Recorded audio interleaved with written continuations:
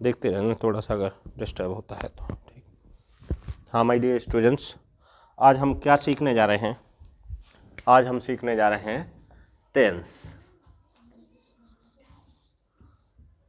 Tenses and its uses in grammar.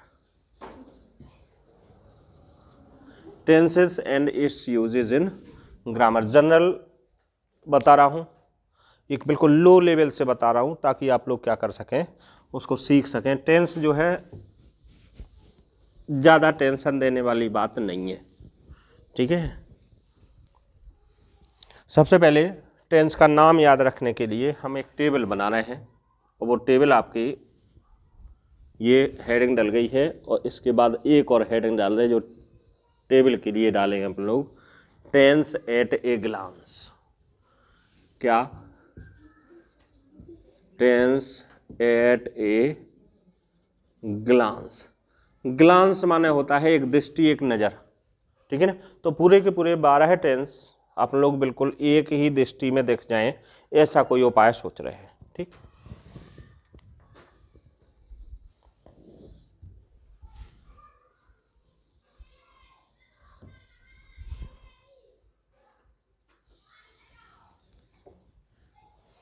अगर इस तरीके से देखा तो हमने बोर्ड को ऐसे 3 बराबर हिस्सों में बांट दिया, बोर्ड को 3 बराबर हिस्सों में बांट दिया, ठीक। यहाँ पे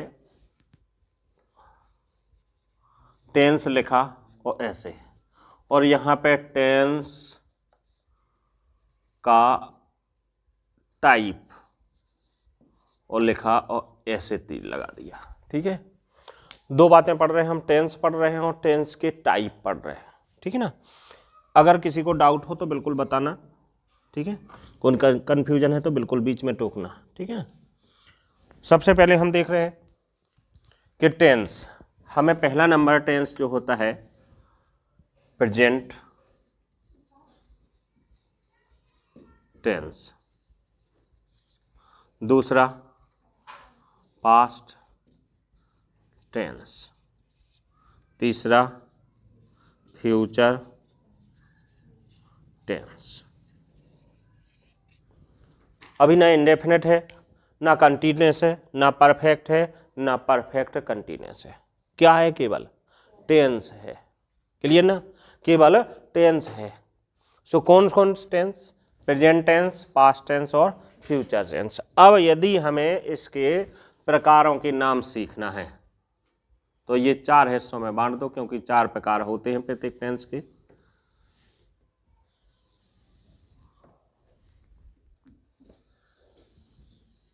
देखो, ये 4 प्रकार में बांट दिया इस तरीके से। प्रेजेंट के 4 प्रकार हो गए, पास्ट के भी 4 प्रकार हो गए और फ्यूचर के भी 4 प्रकार हो गए, ठीक है ना। अब कहाँ जा रहे हैं? पहला याद करो नाम, इंडेफिनिट। याद हुआ सबको? पहला नाम याद हुआ इंडेफिनिट, बिल्कुल बेसिक से ले रहे हैं, ठीक।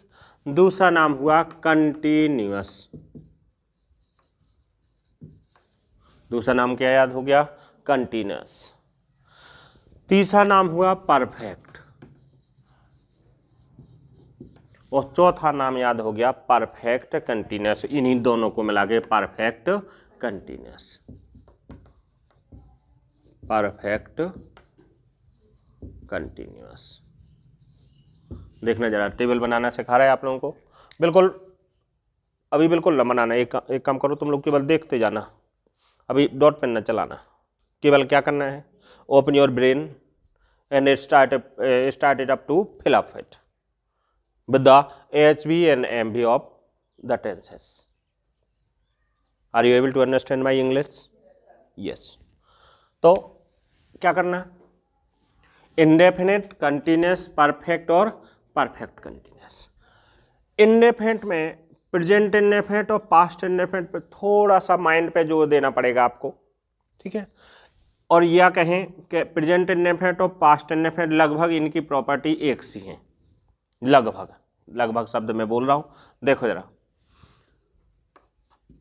एफर मीन्स होता है साधारण वाक्य, कई लोग नहीं समझ पाते।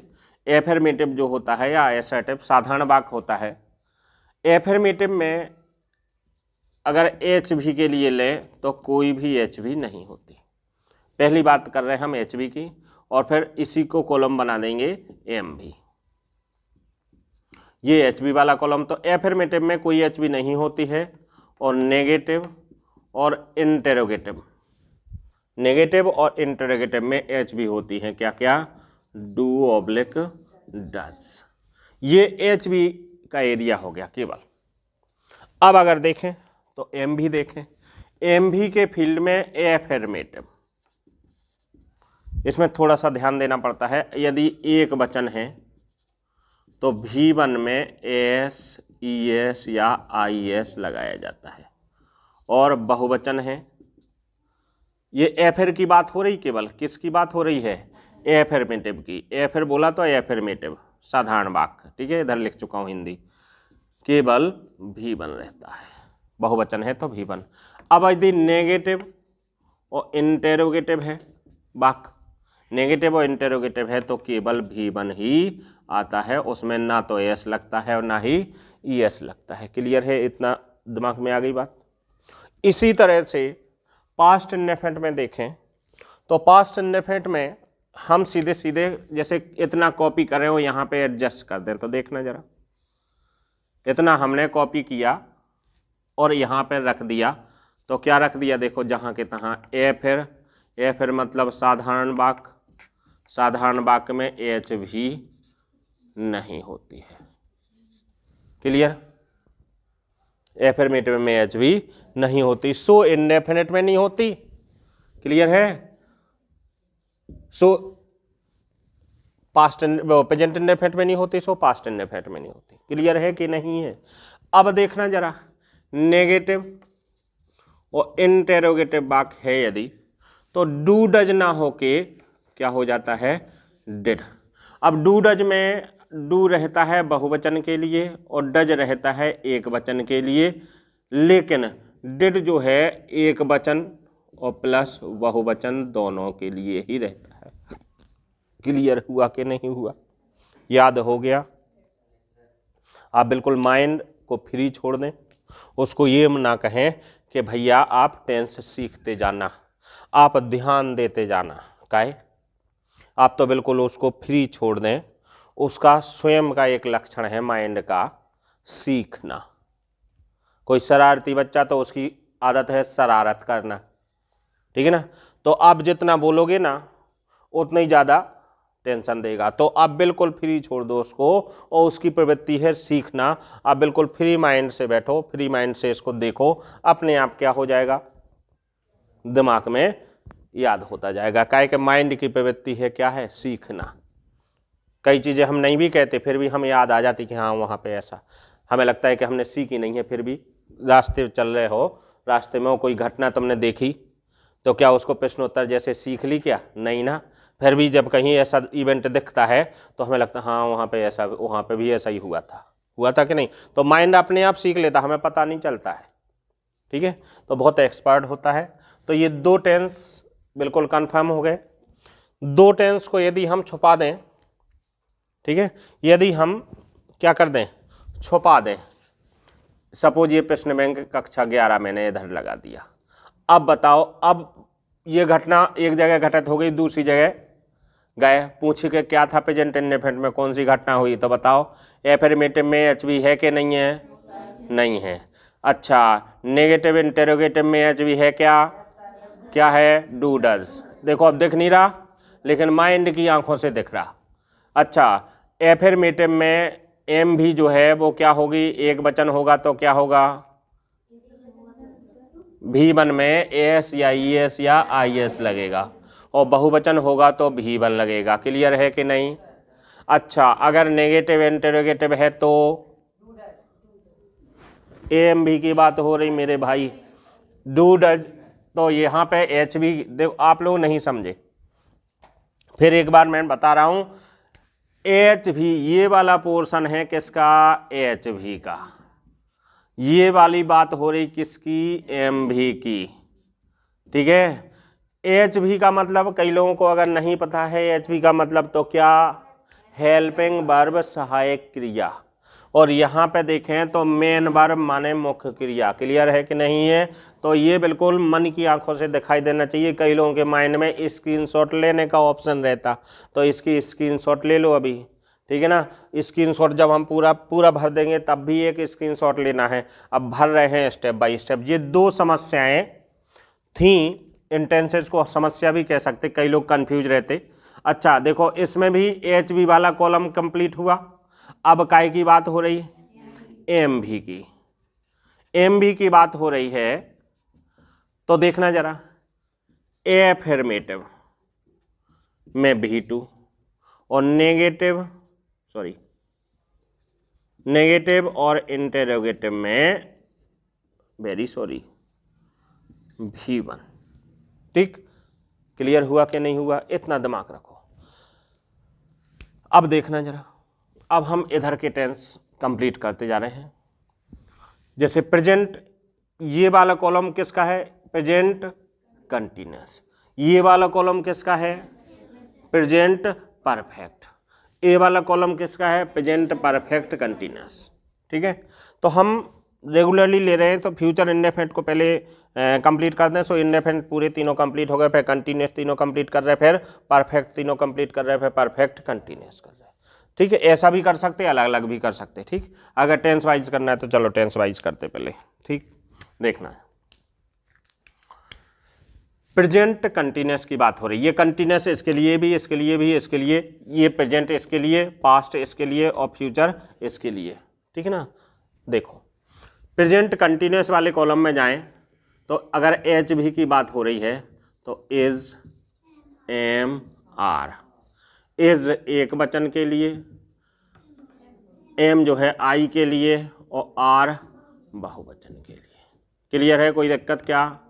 अब अगर एम भी की बात हो रही है तो एम भी बिल्कुल जितने टेंसेस में कंटिन्यूअस शब्द आ रहा, कितने टेंसेस के नाम में कंटिन्यूअस शब्द आ रहा, देखो एक तो ये आ रहा, एक ये आ रहा और एक ये आ रहा, एम भी।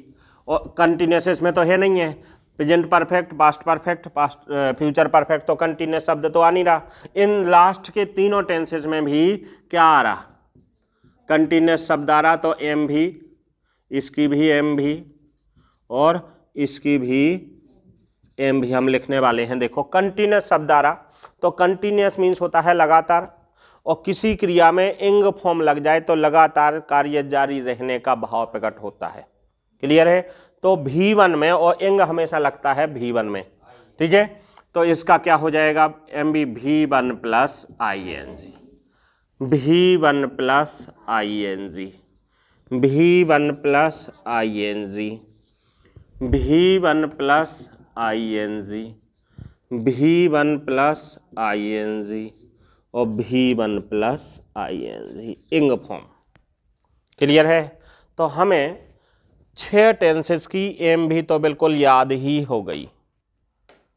क्लियर? 12 टेंसेस में से 6 टेंसेस में जिनमें कंटिन्यूअस नाम आ जाए उसकी मुख्य क्रिया लगना है V1 प्लस ING। अब एक और अच्छा ट्रिक है, एक टेंस, दो टेंस और तीसरा। देखो, पहला प्रकार, दूसरा प्रकार और तीसरा प्रकार। ये तीसरा प्रकार है, सो एम भी के रूप में तीसरी क्रिया। ये भी तीसरा प्रकार है, सो एम भी के रूप में तीसरी क्रिया। और ये भी तीसरा प्रकार है, सो एम भी के रूप में तीसरी क्रिया। अब बताओ याद हुई कि नहीं हुई? हमें एम भी बिल्कुल याद हो गई। परफेक्ट शब्द आया अकेला परफेक्ट, सो इंडेफिनिट, कंटिन्यूअस और परफेक्ट तीसरे नंबर का टेंस जा रहा। तीसरे नंबर इंडेफिनिट, कंटिन्यूअस और परफेक्ट, तीसरे नंबर का टेंस और तीसरी क्रिया। क्लियर है? कंटिन्यूअस नाम का शब्द जैसे ही आ रहा टेंस में, कंटिन्यूअस शब्द आ रहा तो क्या होगा? V1 plus ING। और मैं बता दूं, इंडेफिनिट आ रहा तो V1 लगता है, ये कॉमन है। देखो, इंडेफिनिट आ रहा तो V1 लगता है। इसके लिए मैं बता दूं, अभी एम भी के रूप में V1। देखो इंडेफिनेट आ रहा तो ऐसा याद कर सकते हो, तुम लोग याद रख सकते हो, लेकिन जो अपवाद हैं उनको बाहर छोड़ दो। देखो इंडेफिनेट आ रहा, इंडेफिनेट में V1, इंडेफिनेट में V1, इंडेफिनेट में V1, देख रहे हो ना। माने पहला टेंस है तो पहली क्रिया लगनी है किस किस को छोड़ करके, एफर्मेटिव को छोड़ करके। और एफर्मेटिव में प्रेजेंट इंडेफिनिट के एफर्मेटिव में वो भी किसको छोड़ करके, एक वचन को छोड़ करके। एक वचन कर्ता के केस में एफर्मेटिव में हमें S E S I S लगाना पड़ेगा।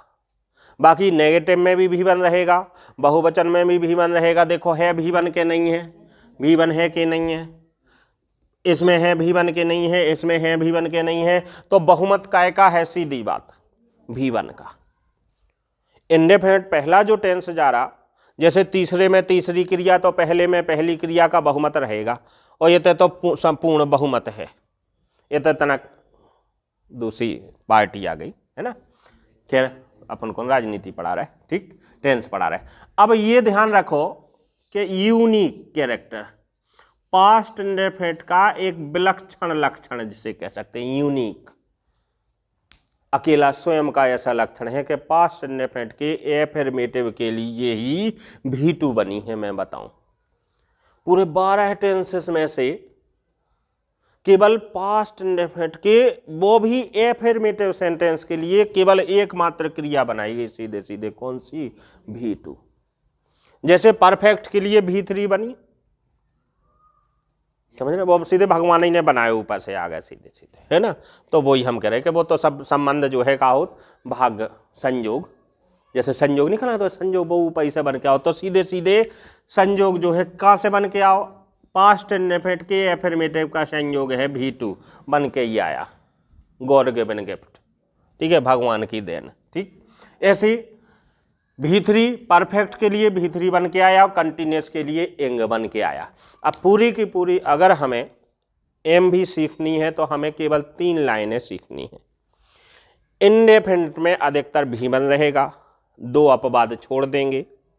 2 अपवाद क्या क्या है, प्रेजेंट इंडेफिनिट का एफर्मेटिव और पास्ट इंडेफिनिट का एफर्मेटिव। अरे 2 ही अपवाद तो हैं, समझ रहे ना सब लोग। तो 2 अपवाद छोड़ देंगे, किसको, कि वो भी प्रेजेंट इंडेफिनिट के एफर्मेटिव का एक वचनकर्ता के साथ V1 में S E S I S लगाएंगे, और पास्ट इंडेफिनिट के एफर्मेटिव में V2 लगाएंगे। कोई दिक्कत बताओ। बाकी जितना भी इंडेफिनिट है उसमें V1 लगेगा। कंटिन्यूस है सब में V1 प्लस ING लगेगा, और परफेक्ट है सो V3 लगेगा। पूरे 12 के 12 टेंस निपट गए।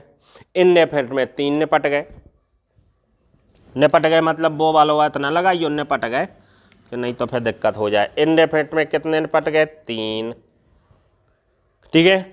कंटिन्यूस में कितने निपट गए, 6, देख रहे है ना। और परफेक्ट में कितने निपट गए, 3। अब हमारी इतना मैथ कमजोर है, आप लोग जोड़ के बताओ, 6 और 3 9 और 3 12, तो 12 टेंस की एम भी सीख ली बैठे बैठे। क्लियर है। अब आगे बढ़ जाओ जल्दी से, ठीक है, ध्यान दो जरा। अब एच भी थोड़ा सा दिमाग पे जोर देना है।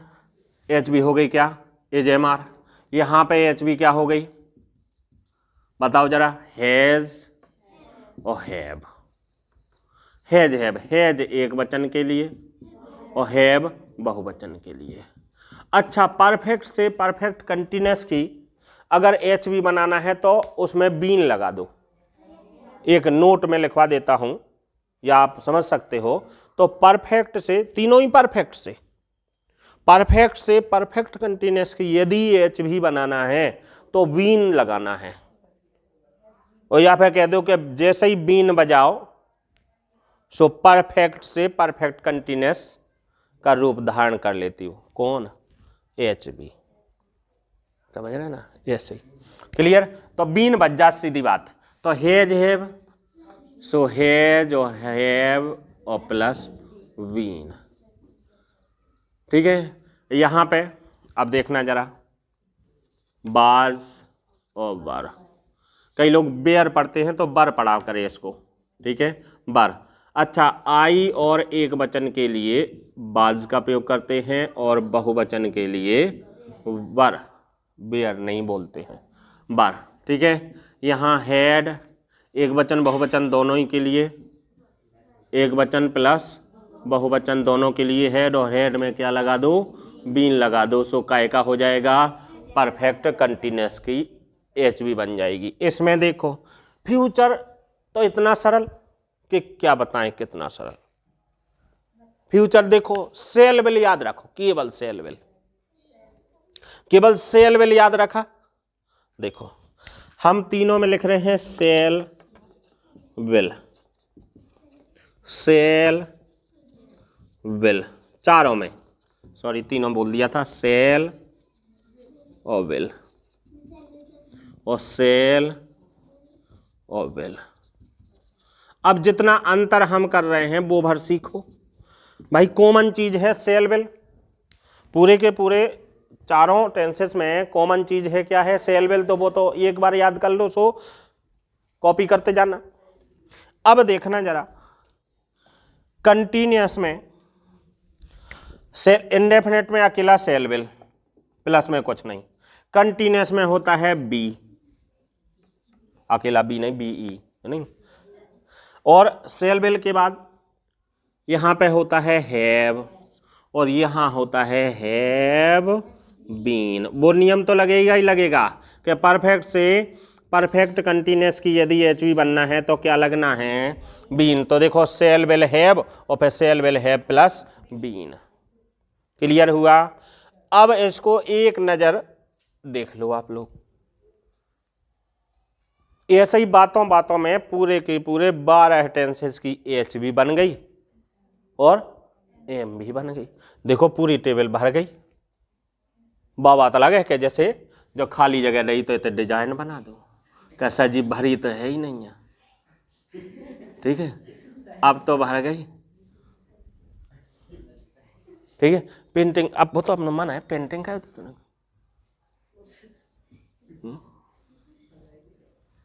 ठीक, कोई अगर भरी नहीं लग रही तो कोई, ठीक है, डिजाइन और अच्छी डिजाइन बना लेता हम।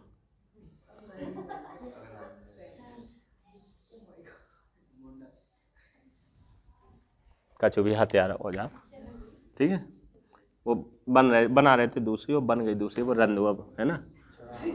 हाँ, वो मुझे याद आ रही, बहुत पहले हमारे नवोदय वाले सर ने सिखाई थी, बहुत अच्छी पेंटिंग बनाते थे वो। कैसे, ऐसे करके ऐसे और ऐसे करके ऐसे, हाँ अब आ गई सही डिजाइन। बस this is the way to forget your HBMB, to divert your mind. Do you know, अचानक दिमाग का जो डायरेक्शन है वो चेंज हो जाए तो वहीं की वहीं स्टोर रह जाती वो। मैंने तुम लोगों का माइंड डाइवर्ट करने की कोशिश करी और आपका माइंड सही में डाइवर्ट हो गया होगा। कुछ सेकंड के लिए आप भूल गए होंगे कि हम क्या पढ़ रहे थे। You already absorbed in my design. बहुत अच्छा बनाते हैं तो पागला बनाते हैं कि डिजाइनर बनाते हैं। अरे टेंस सिखाते हैं, अच्छा देखो पागल नहीं बनाते हैं, ठीक है ना। डिजाइन अच्छा बनाते कि नहीं। अब हमें कुछ समय के बाद लगा कि हम तो सब भूल गए। क्या कुछ नहीं भूले। दिमाग की हैबिट होती है रीमेमोराइज करना, दिमाग की आदत होती है पुनः याद करना, रिकॉल करना। अब कितने जल्दी तुम रिकॉल कर पा रहे हो, that is the backup system, backup power. कोई बैटरी होती, कोई चिप होती तो अपन लोग कितने जल्दी वो रीमेमोराइज करा देता है, कितने जल्दी फाइल खोल देता है। उतनी आपकी बहुत अच्छी क्षमता है काय की, माइंड की, दिमाग की। तो माइंड का बैकअप सिस्टम बहुत अच्छा होना चाहिए, ठीक है ना। तो अब हमें कितनी महत्वपूर्ण बातें बोली गई थी। इंडेफिनिट की अधिकतर V1 रहती, कंटिन्यूअस की अधिकतर V1 प्लस इंग फॉर्म रहती, परफेक्ट की अधिकतर V3 रहती। अधिकतर का होती ही है V3। क्लियर है। तो इस तरह से हमने 3, 6 और 3, वो 6 और 3 9, 3 12 टेंसेज की एम भी याद कर ली। दो अपवादों को छोड़कर एक अपवाद है प्रेजेंट इंडेफिनिट का, जिसमें एक वचन है तो V1 में S E S I S लगेगा, और एक अपवाद है पास्ट इंडेफिनिट का जिसमें एफर्मेटिव है तो V2 लगेगा। तो अब हमने ये 5 उंगलियां दिखाई दे रही, 5 उंगलियों के आधार पर हमने क्या सीख ली, AMV सीख ली, मेन वर्ब। अब अपन लोग देखने जा रहे हैं क्या, HV। तो कंटिन्यूस, प्रेजेंट कंटिन्यूस है तो AMR, ठीक है, पास्ट कंटिन्यूस है तो वाज वर, ठीक है। फ्यूचर की भी बिल्कुल चर्चा नहीं कर रहे कि फ्यूचर के सेल विल से ही बनना है सब। अब देखें अगर तो प्रेजेंट परफेक्ट है तो हैज हैव, फिर परफेक्ट कंटिन्यूस है तो हैज हैव में बीन लगा दो। ऐसे ही पास्ट परफेक्ट है तो हैड, और हैड में बीन लगा दो। ऐसे ही अब देखना फ्यूचर तो बिल्कुल सरल, कंटिन्यूस में बी लगाओ, परफेक्ट में हैव लगाओ, और परफेक्ट कंटिन्यूस में बीन लगाओ। कोई दिक्कत बताओ? यस। अगला स्टेप हम सीखने जा रहे हैं वाक्य संरचना। नोट करना है, हाँ तो आप लोग नोट कर लीजिए, मैं रुका हूं 2 मिनट के लिए। ओके देखो बेटा, नेक्स्ट स्टेप, अभी पहले स्टेप में हमने क्या सीख लिए, HV और MV। अब हमने जो ज्ञान लिया उसको हम अप्लाई करने की कोशिश करते। क्या है, जैसा कि आपके आस पड़ोस में भी और आपके घर पे भी कई, भगवान की कृपा से कई भाई बहन ऐसे होंगे जिनने डिग्री तो कर ली लेकिन उनका यूज आज तक नहीं किया। तो ऐसा ही है, अभी तक के अभी टेंस सीख लिए, सो वो डिग्री तो कर ली लेकिन लाइफ में क्या नहीं किया, यूज नहीं किया, बेरोजगार ऐसे ही घूम रहे। तो अभी अपन बिल्कुल अगर अकेली टेबल सीखी तो अपन बेरोजगार घूम रहे, अभी नौकरी नहीं मिली। अब नौकरी तो जरूरी है ना, तो वो जो कुछ सीखा, जो उतनी डिग्रियां करते हुए ज्ञान लिया हमने काय का, HV का, MV का, ठीक है, टेंसेस की HV और MV का ज्ञान लिया, वो यहाँ अप्लाई हो रहा। तो हम अगला टॉपिक लिखते हैं, पहला तो टेबल थी, अगला टॉपिक लिख रहे हैं क्या, टेंस पहचानना।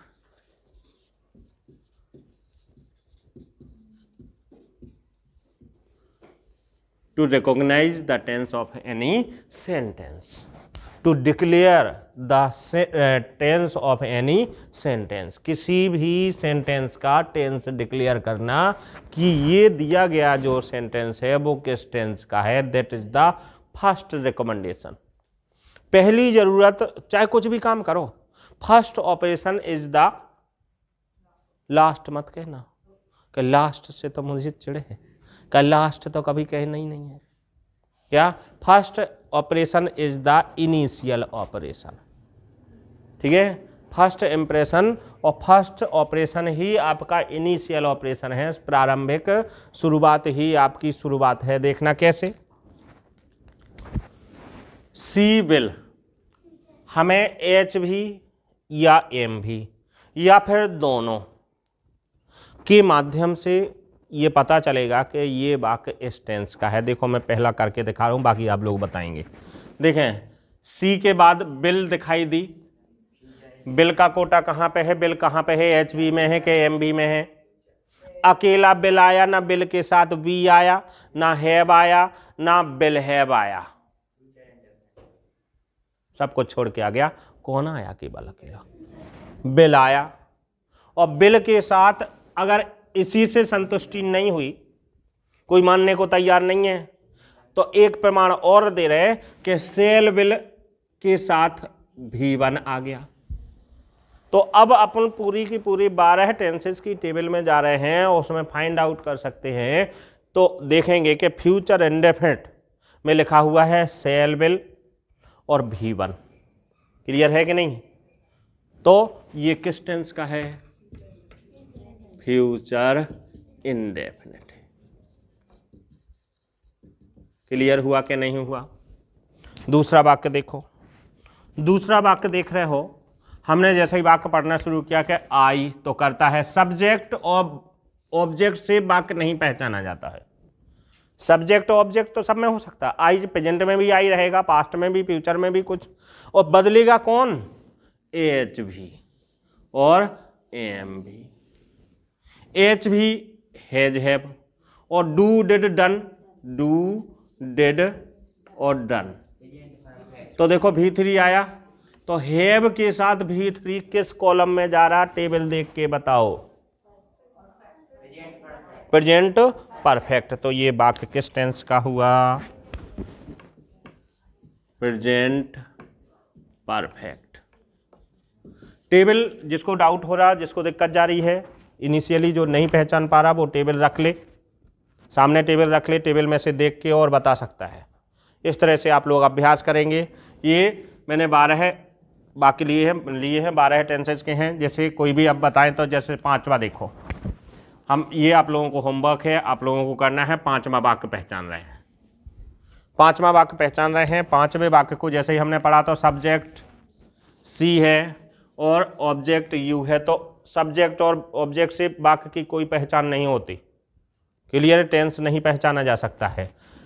आपको विल बी दिखाई दिया और V1 कॉल में ING दिखाई दिया।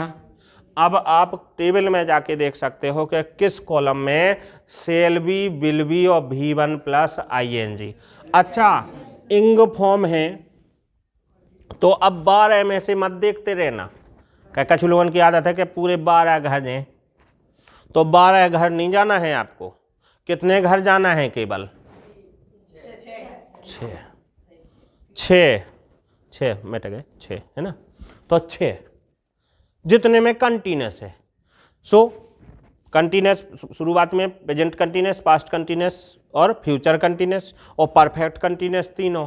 सो 6 घर देखो, 6 घर में कहीं ना कहीं तुम्हें विल बी और V1 प्लस ING मिल जाएगा।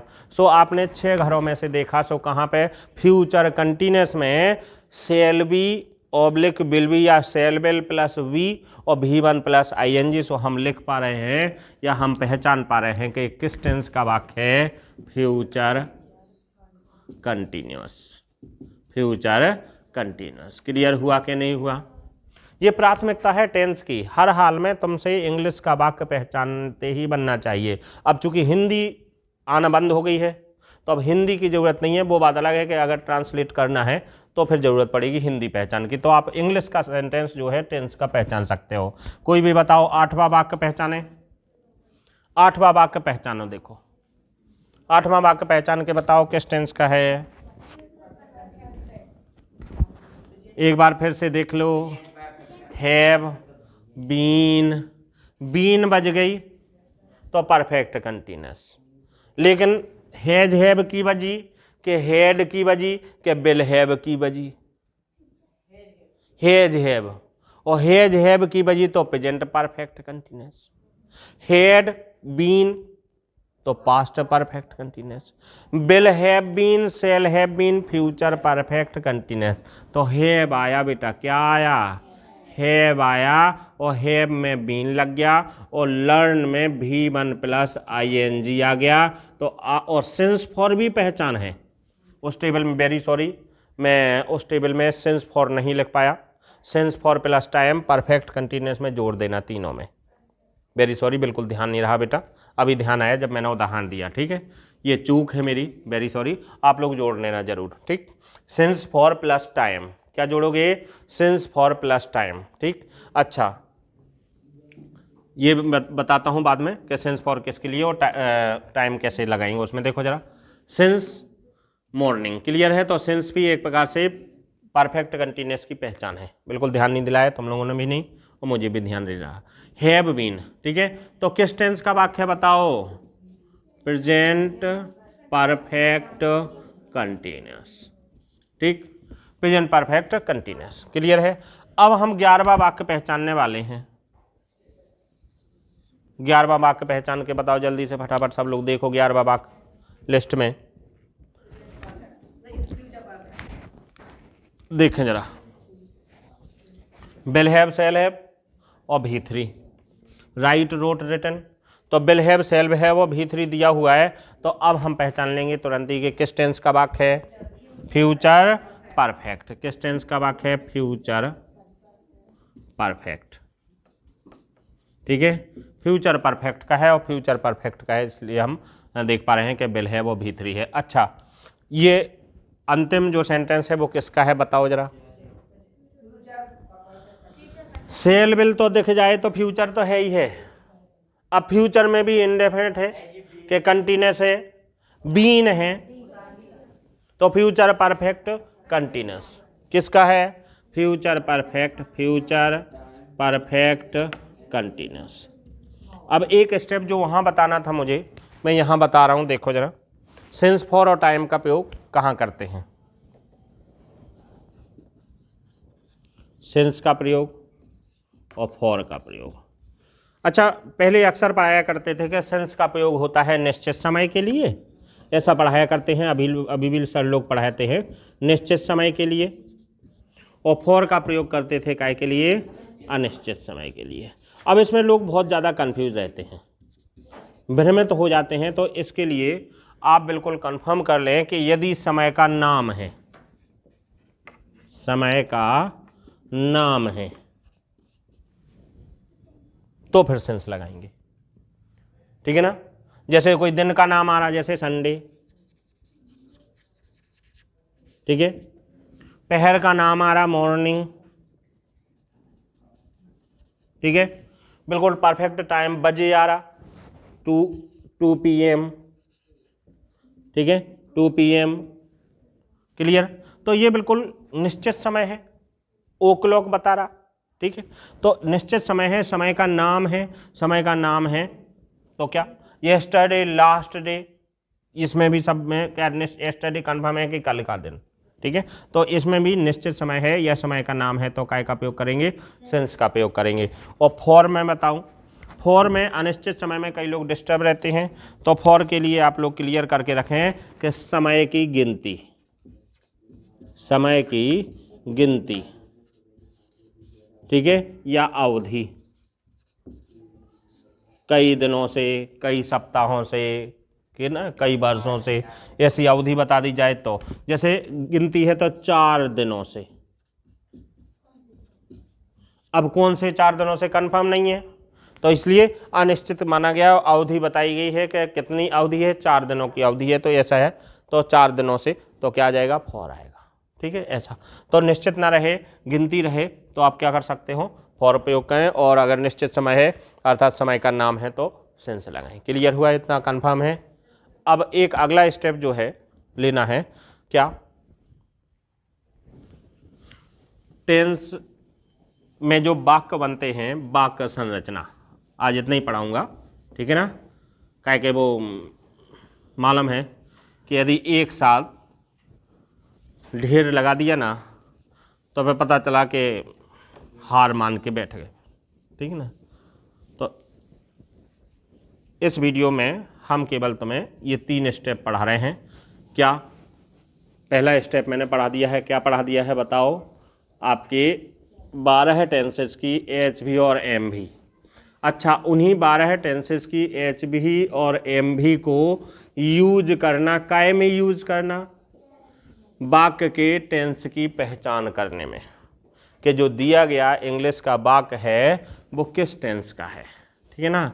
दिया गया इंग्लिश का वाक्य किस टेंस का है, ये पहचानने में हमने उसका यूज़ कर लिया। अच्छा, ये और मैं सब लोगों से रिक्वेस्ट करना चाहूँगा कि जो आज HV और MV है वो बिल्कुल आपके माइंड में होना चाहिए, ना कि अकेले कॉपी में। कॉपी में तो लिखा ही गई, लेकिन कहाँ पे आ जाना चाहिए? माइंड में, क्योंकि हर समय आपके साथ आपका माइंड रहता है, ना कि कॉपी। और अगर कहीं पे ऐसा एक्सरसाइज करने को दे दी गई आपको कि इसका टेंस पहचानो, तो फिर आप क्या करोगे?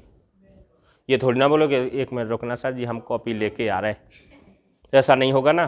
किसी जूनियर भाई बहन ने आपसे पूछ लिया, तो ये वहाँ पे कहने में अच्छा नहीं लगेगा कि हम कॉपी में देख के बता रहे हैं, ठीक है। वो सब आपकी फिर वैल्यू का सवाल है, ठीक। चलो देखो, हम पढ़ रहे हैं वाक्य संरचना। वाक्य संरचना या इसी को बोलते हैं सेंटेंस स्ट्रक्चर।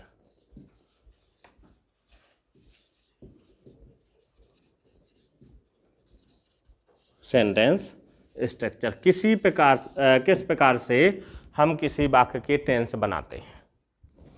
अगर भाव के आधार पर देखें तो वाक्य जो है 5 प्रकार के होते हैं। भाव के आधार पर वाक्य कितने प्रकार के होते हैं? ये भाव, और भाव का मतलब होता है मूड।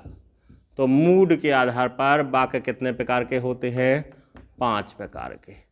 और ये 5 प्रकार के वाक्य हम किस तरह से समझ पा रहे हैं, देखो जरा।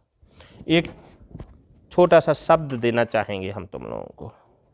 क्या देंगे? हाँ बिल्कुल, समो, SHMO। इस शब्द को जिंदगी में कभी भी मत भूलना।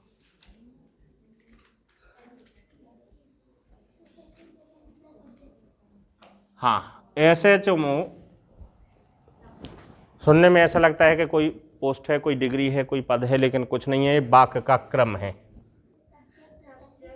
हाँ बिल्कुल, देखो जरा, सबसे पहला यदि वाक्य के मूड के आधार पर पहला वाक्य जो देखें तो वो होता है एफर्मेटिव या एसर्टिव। एफर्मेटिव वाक्य, सेंटेंस। एफर्मेटिव सेंटेंस को शॉर्ट में कर रहा हूं। एफर्मेटिव सेंटेंस का जो स्ट्रक्चर है वो समूह से ले रहे हैं हम लोग। एस फॉर सब्जेक्ट, तो देखना जरा, एस फॉर सब्जेक्ट, ठीक। H for helping verb, M for main verb, और ओ फॉर ऑब्जेक्ट भी हो जाएगा और अदर वर्ड्स भी हो जाएगा। तो ये हो गया आपका एफर्मेटिव मतलब साधारण वाक्य का संरचना सूत्र। सभी को दिमाग में आया कि नहीं आया? SHMO, SHMO, subject, helping verb, main verb और ऑब्जेक्ट। बस।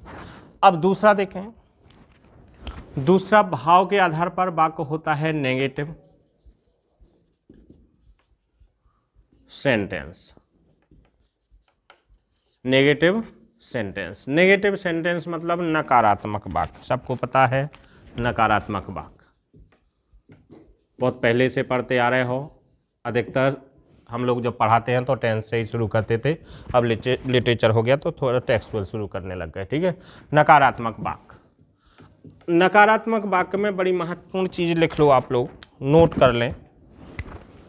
इसमें क्या होता है, HV के बाद नोट लगाते हैं। क्या करना है बेटा? HV के बाद नोट लगाना है। सो स्ट्रक्चर तुरंत बनने वाला है। स्ट्रक्चर क्या बनने वाला है? देखो, HV दी गई है और एफर्मेटिव और नेगेटिव में इतना अंतर है कि HV के बाद क्या कर दो? नोट लगा दो। सो बस उसी स्ट्रक्चर से हमारा नोट का जो स्ट्रक्चर बनने वाला है, क्या? सब्जेक्ट प्लस HV और प्लस नोट, और बाकी सेम टू सेम। MV से लेके ऑब्जेक्ट तक जितने भी स्ट्रक्चर बना रहे हैं सेम रहेंगे, देखना तुम। MV प्लस ऑब्जेक्ट और प्लस अदर वर्ड्स, ये पूरा इतना पोर्शन सब में सेम रहेगा। देखना, इसमें सेम है, इसमें सेम है।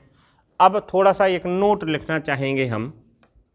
नोट, क्या नोट लिखेंगे कि यदि ये तो अभी एक HV है, सो एक HV AJMR है, बाजबर है, हैज हैव हैड है, सो तुरंत उसके बाद नोट लगा दिए, सो हो गया, कोई दिक्कत नहीं है। लेकिन यदि भाई साहब विल हैव आ गया, हैज बीन हैव बीन आ गया, तो अगर इस नियम को फॉलो किए तो तुम्हें हैज बीन नोट कर देना। हाँ, तो मैं बता रहा हूं कहाँ, यदि लिख सकते हो आप लोग, यदि 2 या 2 से अधिक HV हैं तो पहली HV के बाद, यदि 2 या 2 से अधिक HV हैं तो पहली HV के बाद नोट लगाना है। ओके, कितनी HV में लगाई? 2। जैसे हैज बीन, तो हैज नॉट बीन, ऐसे हैज बीन नॉट नहीं लगेगा। कहाँ? 3 है, 3। Will have been, shall have been, 3 मिल रही, तो कहाँ? पहली के बाद। क्लियर है? 2 में कई लोग बोल देते कि बीच में नोट लगाते हैं, अब 3 में कहाँ ढूंढ रहे बीच के, कितने हैं बीच, क्लियर ना? तो पहली के बाद रूल बिल्कुल ऑलरेडी अंडरस्टूड है कि पहली एचबी के बाद ही क्या करेंगे, नोट लगाएंगे, बात सीधी बात, चाहे 2 आ जाए चाहे 10 आ जाए, 10 तो वैसे ही आ नहीं पाने, है नहीं कि इतनी इंग्लिश को पढ़ो ही नहीं है। तीसरा इंटेरोगेटिव सेंटेंस।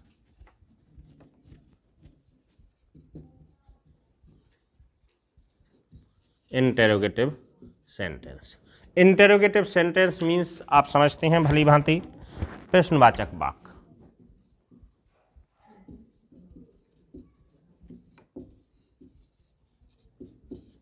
प्रश्नवाचक वाक्य, प्रश्नवाचक में बिल्कुल ये नोट ही कर लो तुम लोग, तुरंत नोट करो इसमें कि एच भी को सब्जेक्ट से पहले लिखते हैं।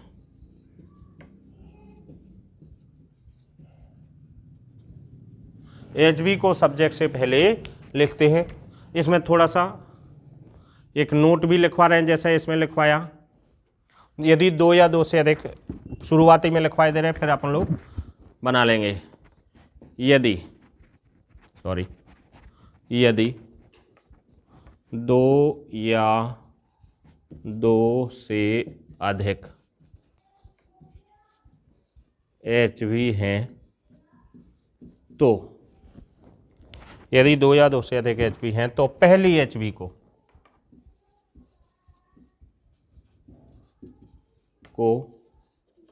सब्जेक्ट से पहले लिखते हैं। सब्जेक्ट से पहले, क्लियर है ना? पहली एचबी को सबसे पहले लिखते हैं या सब्जेक्ट से पहले, बातें कहिए, ठीक, क्लियर हुआ? तो सूत्र बनेगा आपका, स्ट्रक्चर बनेगा इंटेरोगेटिव सेंटेंस का क्या, सबसे पहले क्या आ गई, अब जब सब्जेक्ट से पहले एच बी लिखते हैं तो एच बी आ गई कि नहीं, तो H B plus subject plus, बताओ जल्दी से, मैंने अभी बताया था नेगेटिव होता तो नोट लगता, तो हमने बताया था कि एम भी से लेके अदर वर्ड्स का स्ट्रक्चर बिल्कुल सेम जाएगा, तो इसमें भी सेम जाने दो, बताओ। हाँ, एम भी प्लस ऑब्जेक्ट और प्लस अदर वर्ड्स, बस क्वेश्चन है तो क्वेश्चन मार्क लगेगा। क्लियर हुआ कि नहीं सबको? अब नेक्स्ट जो स्टेप है अगला, इंटेरोगेटिव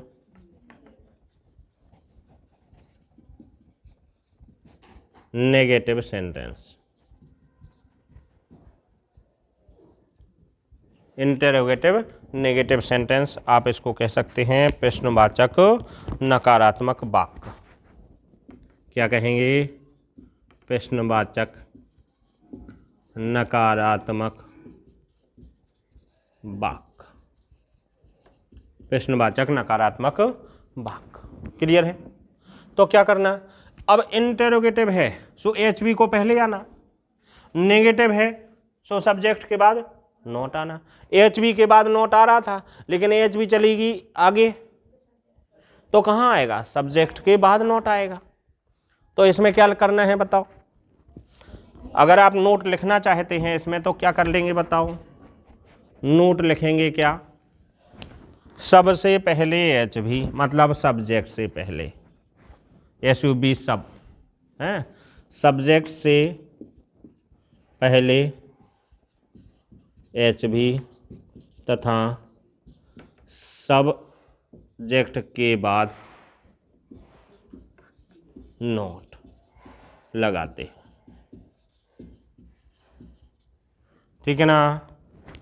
नियम और आगे अगर बढ़ाते हैं, 2 या 2 से अधिक एच बी हैं तो मैं मौखिक बोल लेता हूँ, तो पहली एच बी को सब्जेक्ट से पहले लिखोगे और दूसरी को नोट के बाद, सब्जेक्ट के बाद मत कर देना, दूसरी एच बी कहाँ जाएगी, नोट के बाद जाएगी। क्लियर है? अब हम स्ट्रक्चर बनाते हैं। देखो सब्जेक्ट से पहले क्या देना है, एच बी, तो सबसे पहले एच बी देना है, सीधी बात, प्लस नोट प्लस एम भी प्लस ऑब्जेक्ट और plus other words. Question mark रहेगा, बिल्कुल रहेगा क्वेश्चन मार्क। क्लियर है? आप देख पा रहे हो कि जितने हम स्ट्रक्चर लिख रहे हैं उनमें एम भी से लेके अदर वर्ड्स तक बिल्कुल सेम जा रहा। भाई हम समानता देखें ना, समानता तो हमें फॉलो कॉमन चीज़ है, वो तो एक ही बार में याद होना, और जितना डिफरेंस है वो भर पे ध्यान दे ले। आप देख रहे हो स्ट्रक्चर कहाँ बदल रहे हैं, एच भी सब्जेक्ट, एच भी सब्जेक्ट, एच भी सब्जेक्ट, बस दो में बदलाव हो ही रहा। एम भी ऑब्जेक्ट, अदर वर्ड, तीन लोग होते हैं, सब्जेक्ट होता है, एच भी होता है, एम भी होता है और ऑब्जेक्ट होता है। तो एम भी और ऑब्जेक्ट में तो कोई अंतर आ ही नहीं रहा, तो कौन बदल रहे, सब्जेक्ट और एच भी, सब्जेक्ट और एच भी फेर बदल हो रहा, उसी में नोट लग जाता है तो नकारात्मक एच भी आगे आ जाता है तो इंटेरोगेटिव बन जाता है। क्लियर ना? सब चमत्कार किसका है परिवर्तन का, एच भी और सब्जेक्ट का, और जिसमें एच भी तनक ज़्यादा आगे पीछे इधर उधर घूम रही, मतलब बेचारा सब्जेक्ट तो उधर ही है, ऐसे कह सकते हैं, ठीक है ना। और आगे क्या, WH क्वेश्चन। WH क्वेश्चन को कहीं कहीं डबल इंटेरोगेटिव भी बोलते हैं, डबल इंटेरोगेटिव, डबल इंटेरोगेटिव भी बोलते हैं, स्पेशल क्वेश्चन भी बोलते हैं। क्या बोलते हैं, स्पेशल क्वेश्चन भी बोलते हैं, ठीक। प्रश्नवाचक वाक्य जो होते हैं डबल इंटेरोगेटिव बोलते हैं इनको, ठीक। स्पेशल क्वेश्चन भी बोलते हैं। बस इसमें कुछ नहीं करना है आपको, प्रश्नवाचक वाक्य की शुरुआत WH शब्द से करते हैं, भाट, बहन, भेयर, हाउ, हु, ऐसे, ठीक है ना। तो बस क्या करना है, सबसे पहले, हाँ ये WH शब्द, ये नोट लिख लो। सबसे पहले क्या लगाना है, सबसे पहले WH शब्द लिखना है, भाट, बहन, भेयर आदि, जैसे भाट है और डॉट डॉट करे दे रहा हूँ, ठीक है। जितने भी WH शब्द होते हैं, प्रश्नवाचक शब्द होते हैं वो, ठीक है। प्लस इंटेरोगेटिव नेगेटिव का सूत्र और क्वेश्चन मार्क, ये ऊपर वाला जो लिखा था। तो इतना पूरा कंप्लीट हमने ये फॉर्मूला जहाँ के तहाँ रख दिया, और उससे पहले क्या लिख दिया, WH शब्द। सो काय का बन गया, WH क्वेश्चन या डबल इंटेरोगेटिव बन गया, ठीक है। हाँ, तो क्या हो जाएगा, सबसे पहले WH शब्द प्लस, अब पूरा देख लो, HB plus subject plus note को कोष्टक में करो कि नेगेटिव होता भी है और नहीं भी होता है, प्लस MB और प्लस ऑब्जेक्ट और प्लस अदर वर्ड्स और question mark, sorry question mark. तो आज हमने ये डिस्कस किए पूरे के पूरे वाक्य संरचना SHMO को बेस लेकर के, वाक्य पांचों प्रकार के जो भाव के आधार पर 5 प्रकार के वाक्य होते हैं, बनते हैं, उनको हमने डिस्कस किया। शुरुआत में हमने टेबल डिस्कस करी और किस तरह से इंग्लिश के वाक्यों को हम उनका टेंस पहचानते हैं, ये डिस्कस किया। आशा करते हैं कि आपको ये टेंस थोड़ा सा क्लियर हुए होंगे, ईजी लगने लगे होंगे। अगर कोई डाउट है तो कमेंट्स करना, मेरे चैनल को सब्सक्राइब करना और आपके दोस्तों को ज़रूर शेयर करना, जो लोग मेरे पास नहीं पढ़ रहे हैं उनको भी लाभ हो जाए, उनको भी कंसेप्ट क्लियर हो जाए, ठीक है ना। और अगले वीडियो में हम डालेंगे टेंस परिवर्तन और वाक्य परिवर्तन, जैसे change into negative, change into interrogative, change into affirmative, make WH question with भाई, भाट, बहन, भेयर, ये सब डालेंगे, या फिर चेंज इनटू प्रेजेंट परफेक्ट। तो अगला जो वीडियो मैं डालूंगा वो इससे संबंधित होगा, ठीक है। ओके बेटा, थैंक यू।